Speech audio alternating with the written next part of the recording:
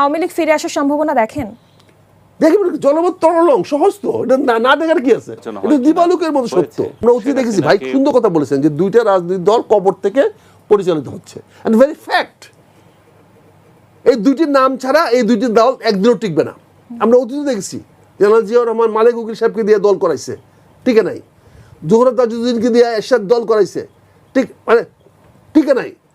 শেখ হাসিনা পরবর্তী ধাপে ধাপে আইসা আসতে হয়েছে। আলটিমেটলি আওয়ামী লীগ যখন শেখ হাসিনা হাতে আসছে তখন আওয়ামী লীগ দাঁড়াইছে। বিএনপি তো হাতছাড়া হয়ে গেছিল, ছাত্র সামনে নিয়ে গেছিল। আপনি কি আওয়ামী লীগ ফিরে আসার সম্ভাবনা দেখেন? দেখেন জনমত তরলং সহজ তো, এটা না দেখার কি আছে, এটা দিবালুকের মতো সত্য। কি বলেন রশিদ ভাই?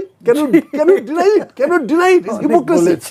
এটা ডিনাই করার কোনো কারণ নাই, হিপোক্রেসি বলে নাম নাই। যেই দলটি ভোটে আপনাকে পাশ করায় ক্ষমতায় নিয়ে গেল, তার প্রতি কি আপনার অবলিগেশন নাই?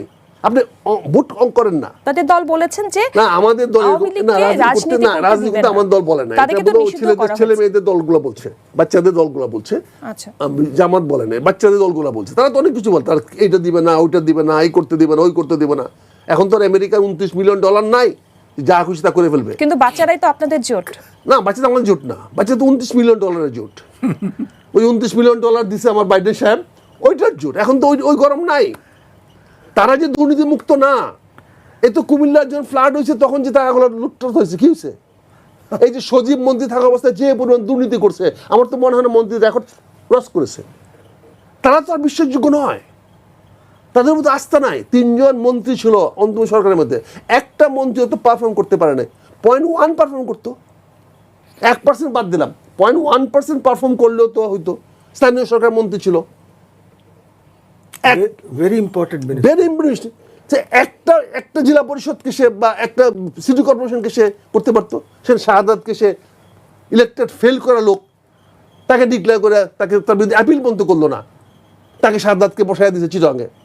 আবার একই জিনিস ঢাকা দিলেন না, ঢাকা ইসলাত পাস করা সেখানে নাই, তাকে দিলেন না। হাইকোর্ট রুল দিল না। তাহলে এই যে ম্যাসাকার করছে, ম্যাসাকার করে প্রমাণ হয়েছে কি এইটা ইয়ট যে আজকে যে ইয়তরা আছে তারা আমাদের বাংলাদেশের অল্টারনেটিভ নয়, তারা হলো ওই $29 মিলিয়ন ভাড়াটিয়া। আমাদের নতুন প্রজন্ম তৈরি করতে হবে, নতুন লোক তৈরি করতে হবে। হ্যাঁ, ইয়াংদের ছাড়া উপায় নাই, ইয়াং ছাড়া রাজনীতি কখনোই মানে ডাইনামিজম আসে না, তার গতি আসে না। আজকে আমি আর রশিদ ভাই মিললে সারাদিন আজিজ ভাই মিলে মিছিল করলো, এই মিছিল করে তাকায় দেখবে না, কিন্তু আমাদের ছেলে নাতিরা যদি মিছিল করে এটা বাংলাদেশের খবর হবে। We can advise them, we can guide them, or we cannot go before them. We have to, from the back side we can lead them, but ফ্রন্টে যাওয়ার জন্য। আমি যে প্রশ্ন আপনি করেছেন, জামাত ইসলাম এই পরিষ্কার বলছে এই সরকারকে ভালো কাজে সহযোগিতা করবে, খারাপ কাজে সহযোগিতা প্রশ্নে ওঠে না, তাদেরকে বাধা দেওয়ার চেষ্টা করবে।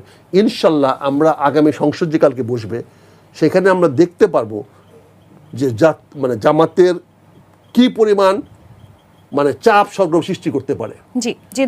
এখানে ওয়ার্কআউট করা কিন্তু বিশাল ম্যাটার্স রাজনৈতিক পরিভাষায়, কিন্তু সরকারকে বাধা দেওয়ার কাজ নয়। পরিশেষে আমি একটা কথা বলতে চাই, যারা এই মন্ত্রী যেটা বললেন, উনি জাতির সঙ্গে চিট করেছেন। মিনিস্টার ওয়ান্স সেড আমি করবো না, then he can only change himself, but he cannot change his verdict. কি বলেন sir? A judge once given a verdict, ফাঁসি দিয়ে দিয়েছি, কিছু বদলাতে পারবে না, উপরে বদলাতে পারবে। কাজে এই জ্বালানি মন্ত্রী যখন বলেছে 2 বছরের মধ্যে আমি তেলের দাম বাড়াবো না, এই জ্বালানি মন্ত্রীর হাত দিয়ে যখন তেলের দাম বাড়ছে, নৈতিকগতভাবে জ্বালানি মন্ত্রীর ক্ষমতায় থাকার কোনো অধিকার নাই। এটা আমার মনে আমরা 3 জনেই একমত। কি বলেন আজিজ ভাই? So that should be hour pressure. আমরা মনে করি ভদ্রলোকের ভদ্র কথা, আমরা ভদ্রভাবে বলছি। আপনি আল্লাহর রাস্তে আসেন, আমরা চলেন বিদ্যুতের ব্যবসা করি। আপনি ভালো ব্যবসা বিদ্যুতে জানেন, আপনি শেখ কামালের বন্ধু ছিলেন, আপনি তো 2 নৌকায় পা আছে।